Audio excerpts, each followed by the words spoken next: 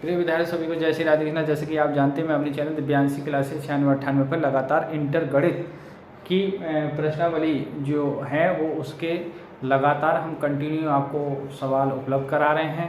आप हमारे चैनल पर बने रहेंगे, बात समय से करते रहेंगे, देखते रहेंगे तो आपका समय से सिलेबस हो जाएगा और एक गणित में आप अच्छा स्कोर प्राप्त करेंगे। तो आप बने रहिए हमारे चैनल पे और लाइक सब्सक्राइब कीजिए, इससे और भी बच्चों का गणित में एक अच्छा स्कोर आ सके। तो हमारे जो आव्यू में है चैप्टर नंबर 3 है, उसमें प्रश्नावली 3.2 चल रही है, जिसमें हमने लगभग 17 क्वेश्चन कवर कर लिए हैं। आज की वीडियो में प्रश्न नंबर हम 18 से कवर करेंगे।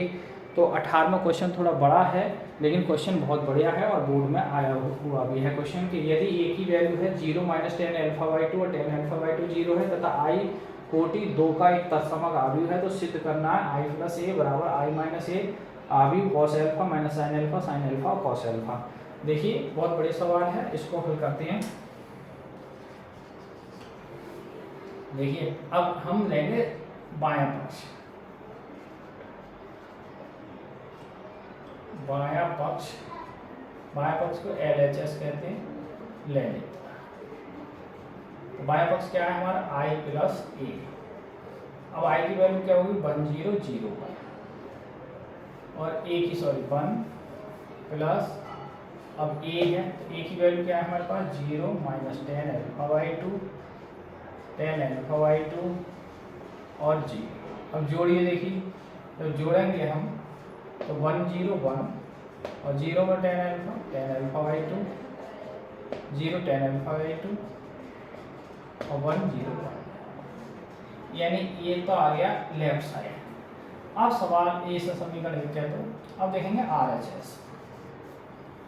RHS में क्या है हमारा i - a, पहला i - a और ये है आपका cos α - sin α और cos α। तो देखिए i की वैल्यू अब आप यहाँ इधर देखा गया हूँ, i की वैल्यू वही रखेंगे 1 0 0 1 और माइनस a की वैल्यू 0 - 10 α/2 10 α/2 और 0 और गुणा में है आपकी cos α sin α और cos α। देखिए विद्यार्थी यहाँ थोड़ी सी जगह कम पड़ रही है तो समस्या आएगी, फिलहाल में देखें अच्छा प्रयास करते हैं। तो इसमें से घट रही है, देखिए 1 में से 0 गया तो 1 ही बचेगा, 0 में से ये जाएगा तो ये माइनस का ये तो प्लस का हो जाएगा 10 α/2, 0 में से ये जाएगा तो माइनस का 10 α/2 हो जाएगा, 1 में से 0 गया तो 1। और लेकिन ये एक प्रकार से पूरी ब्रैकेट है, इसके मल्टीप्लाई में ये है। अब इसकी मल्टीप्लाई में क्या है आपका cos α - sin α और cos α।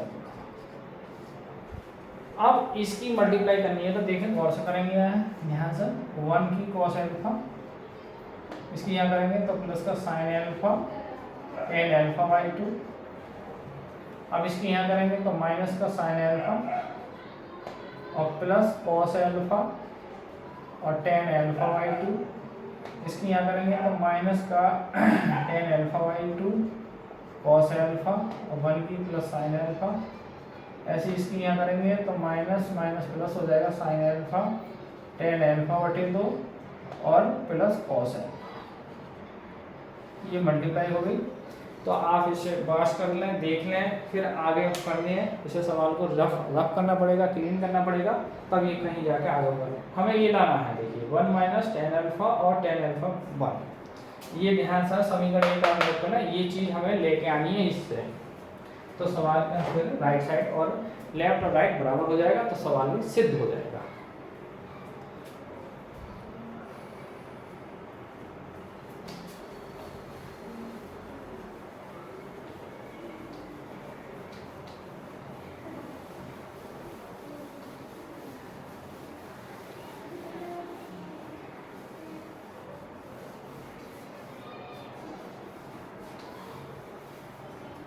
देखिए अब साइन आएगा आपका, देखिए cos α और प्लस का sin α और इसको तोड़ेंगे हम टेन को साइन अल्फा बटे 2 और कॉस अल्फा बटे 2।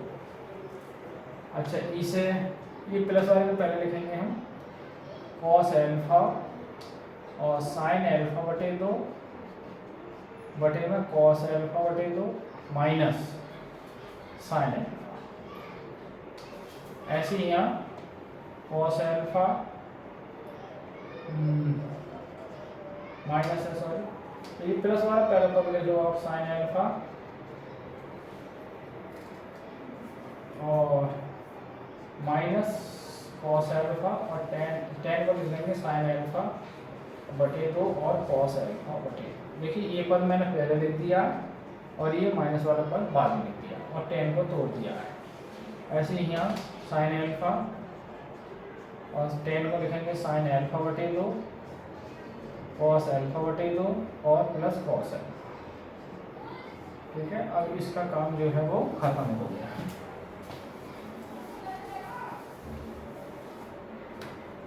अब देखिए इसका एलसीएम पड़ेगा, जब एलसीएम पड़ेगा तो ये आएगा आपका कॉस अल्फा बटे 2 प्लस साइन अल्फा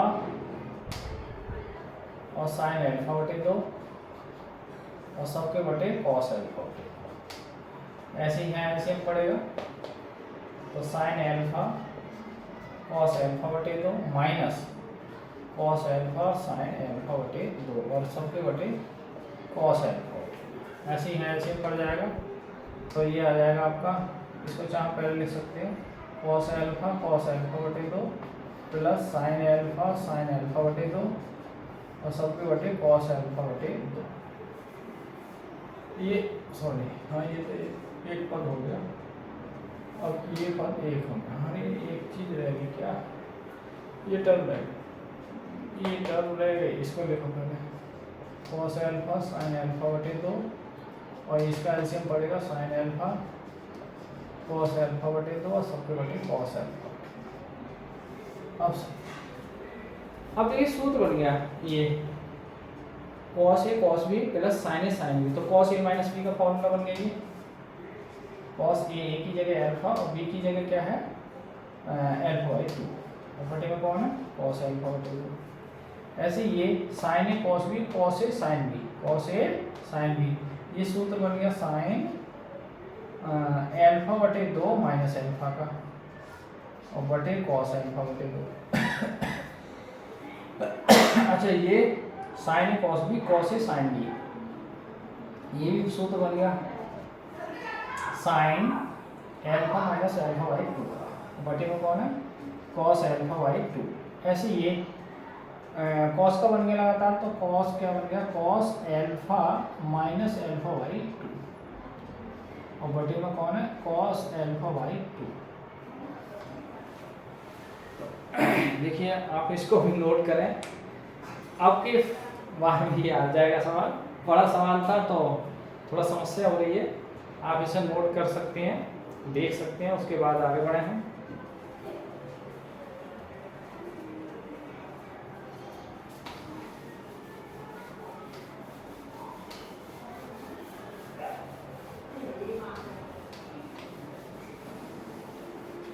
देखिए अब ये अल्फा में से अल्फा बटे 2 बच रहा है तो आधा, अरे एक अल्फा में से अल्फा तो दो एलसीएम डाल के भी क्या बचेगा भाई कॉस अल्फा बाई 2 और कॉस अल्फा बाई 2।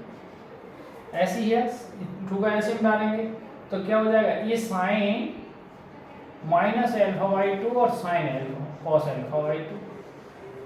अच्छा यहाँ क्या बचेगा आपका, ऐसी 2 का एलसीएम पड़ेगा तो ये तो हो जाएगा आपका साइन अल्फा बाई 2 और कॉस अल्फा बाई 2, ये भी आपका कॉस अल्फा बाई 2 और कॉस अल्फा बाई 2। तो ये हो जाएगा लेकिन कट के 1 और ये भी कट के 1 हो जाएगा तो 1 और ये माइनस हो जाएगा, ये जो माइनस है ये बाहर निकलेगा साइन बटे कॉस 10 हो जाएगा और ये भी क्या होगा 10 अल्फा बाई 2 और ये क्या हो गया कट के 1। अब ये समीकरण, अब आपने देखा होगा कि पीछे पिछली वीडियो समीकरण 1 से कि ये चीज समीकरण 1 में भी थी, यानी ये किसका मान था i प्लस e का मान भी यही था, तो आप कह सकते हैं 0 वो सॉरी क्या था 1 माइनस टेन अल्फा बाई 2 और टेन अल्फा बाई 2 और 1 ये था। अब ये हम लेके चल रहे हैं तो ये मान किसका आया, i minus A cos alpha minus sine alpha और साइन एल्फा कॉस एल्फा, ये मान आया इसका 1 माइनस टेन एल्फा बाई 2 और टेन एल्फा बाई 2 और 1। तो आप देख रहे हैं कि ये इसका मान और इसका मान दोनों का मान कैसा है, बराबर है। तो आप लिख सकते हो अतः समीकरण 1 व 2 से स्पष्ट है कि i प्लस ए बराबर होगा i माइनस ए और कॉस एल्फा साइन एल्फा और आपका कॉस एल्फा। बस इतनी सिद्धम यही सिद्ध करना था। तो बड़े सवाल था, थोड़ा बड़ा है लेकिन सवाल सही है। आप इसे ढंग से अगर आप देखेंगे, इसे रीप्ले देख करके आप थोड़ा थोड़ा करके देख सकते हैं। सवाल बढ़िया था, ठीक है। आप आगे बढ़ते हैं क्वेश्चन नंबर 19 की ओर।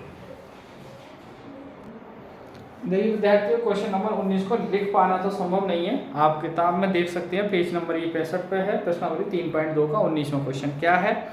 किसी व्यापार संघ के पास 30,000 रुपये हैं। कोई व्यक्ति है, व्यापारी समझ लो, व्यापारी है, उसमें उसके पास कितने हैं, 30,000 रुपये हैं और उस 30,000 रुपये को वो दो भिन्न भिन्न प्रकार के ब्रांडों में निवेश करना चाहता है। निवेश करना मतलब है आप जैसे किसी एक प्रकार से किसी कोई कंपनी में निवेश करना चाहेंगे, उसमें लगाना चाहेंगे, तो वो कह रहा है प्रथम ब्रांड पे 5% जो उसने पैसे लगाए 30,000 में से, तो एक कंपनी में उसे 5% से दिए और दूसरे में उसे 7% वार्षिक ब्याज की दर से मिलता है। तो आवी गुणन का प्रयोग करते हुए ये बताइए कि उसे 30,000 रुपये को कोष के दो प्रकार के ब्रांड में निवेश करने के लिए किस प्रकार बांटे जिससे व्यापार संघ को प्राप्त कुल वार्षिक जो ब्याज है वो 1,800 रुपये मिली। पहले साल में यानी 30,000 को किस तरीक़ा से निवेश करे जिससे वो कौन कौन से आपको ब्रांड को दे। पहला ब्रांड 5% दे रहा है 100 रुपये पर 5 रुपये, दूसरा ब्रांड दे रहा है 7 रुपये। तो वो कैसे ब्याज करें जिससे वो पूरे साल का ब्याज उसे 1,800 रुपये मिले 30,000 का, ठीक है। और सेकंड पार्ट में है इसका 2,000 मिले। तो आइए क्वेश्चन को हम करते हैं। तो माना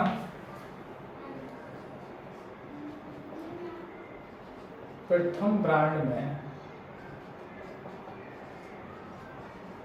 X रुपये तथा दूसरे ब्रांड में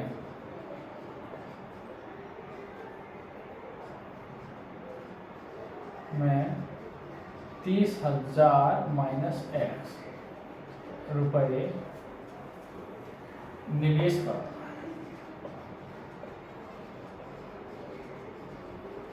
अब फर्स्ट पार्ट में क्या है, उसे ब्याज जो है ब्याज वो कितना मिल रहा है 1,800।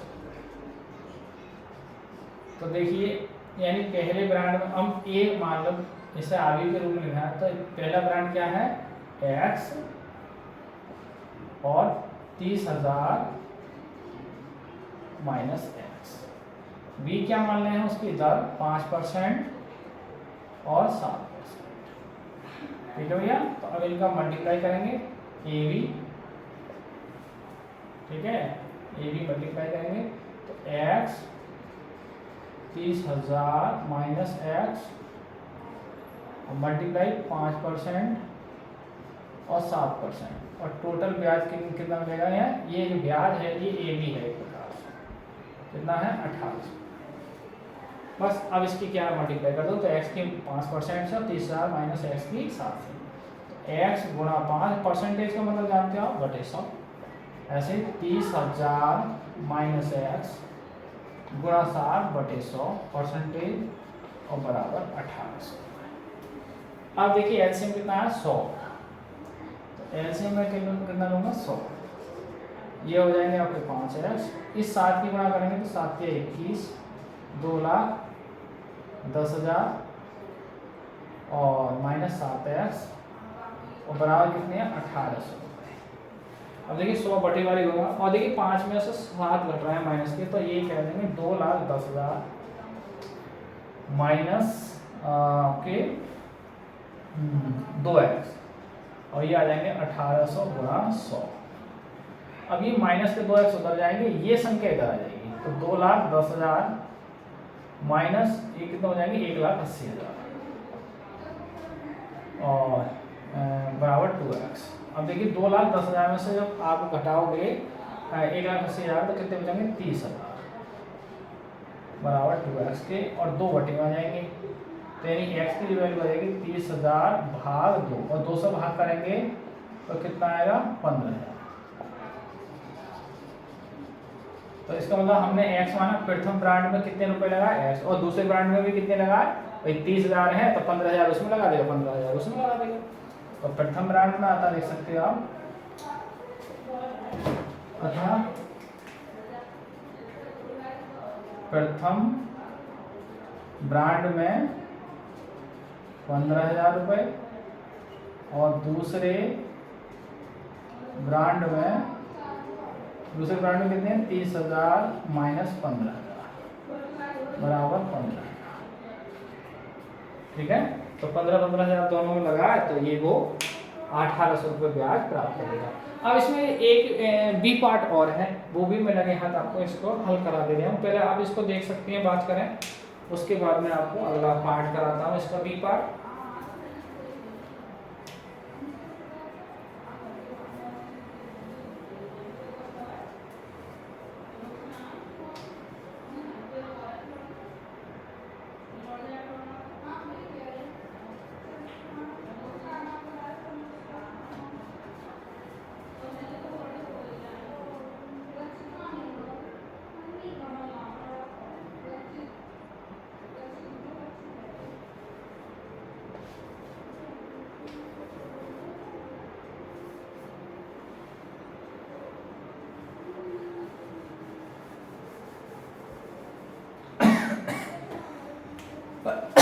देखिए अब इसका बी पार्ट में क्या है, ब्याज कितना है 2,000,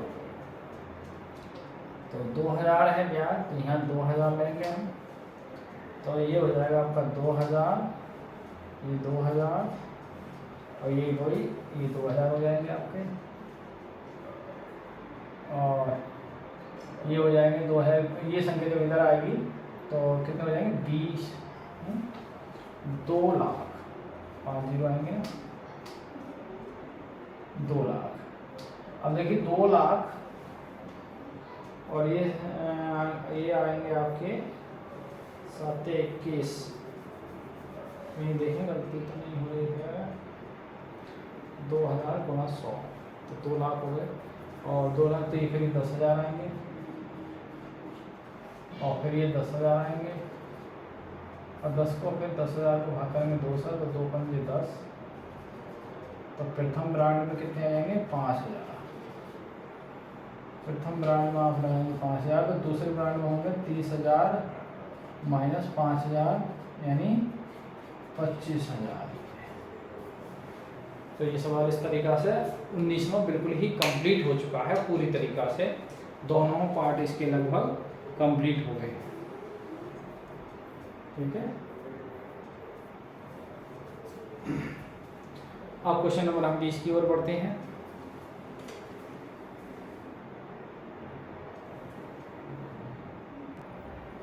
ये 20वां क्वेश्चन भी बड़ा है, मैं आपको पढ़ के सुना दे रहा हूँ। क्वेश्चन नंबर है, किसी स्कूल की पुस्तकों के दुकान में 10 दर्जन रसायन विज्ञान, 8 दर्जन भौतिक विज्ञान तथा 10 दर्जन अर्थशास्त्र की पुस्तकें, इन पुस्तकों का विक्रय मूल्य क्रमशः 80 रुपये, 60 रुपये तथा 40 रुपये प्रति पुस्तक है।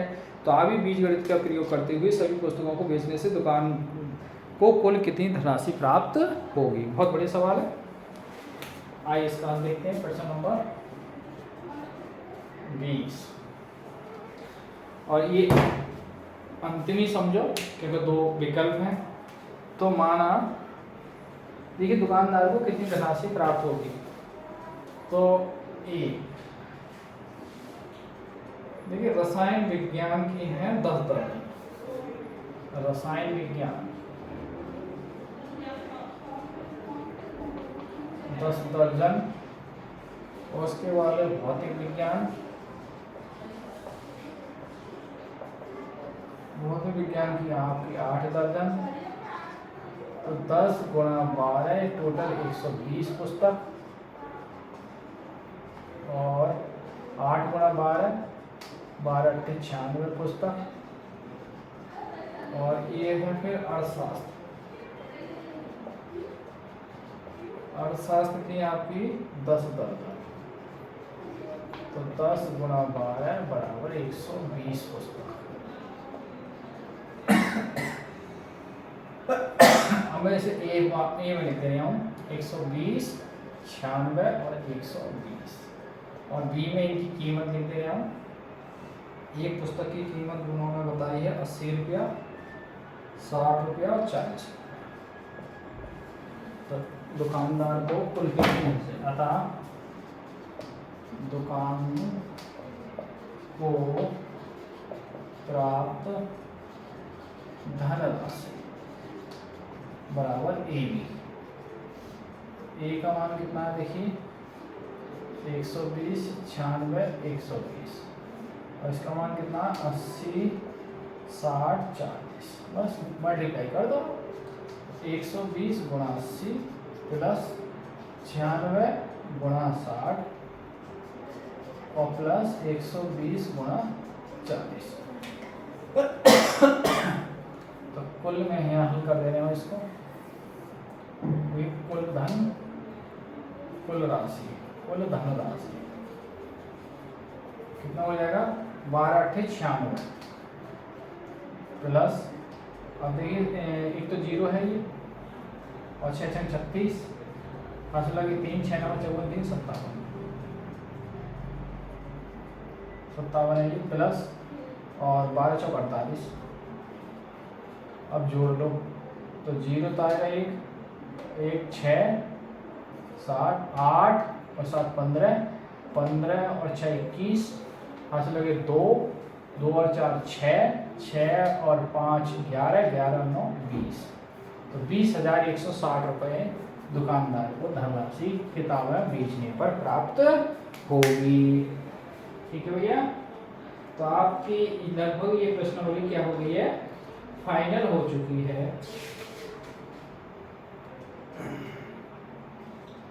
और 21वां क्वेश्चन और 22वां क्वेश्चन का विकल्प पूछ रहा है इसमें। तो 21वां n बराबर p आयु है, तो इतनी की कोटि क्या होगी, देखिए n बराबर p। फिलहाल में आप ये समझ लें, विस्तार टाइम लगेगा कि वीडियो फिर बड़ी हो जाएगी। मैं 21 का विकल्प बता रहे हैं, विकल्प में है। तो क्वेश्चन नंबर जो 21 है उसका जो विकल्प है वो आपका ए है, और क्वेश्चन नंबर 22 है उसका विकल्प जो है वो बी है। ठीक है, तो ये इस तरीका से हम देख रहे हैं कि ये जो प्रश्नावली हमारी वो लगभग क्या हो गई है, समाप्त हो चुकी है। और हम कल की प्रश्नावली 3.3 में आगे में चलेंगे। और आप हमारे चैनल दिव्यांश के 96 में लगातार बने रहिए, अपडेट करते रहिए, जिससे आपका गणित में एक अच्छा स्कोर आए।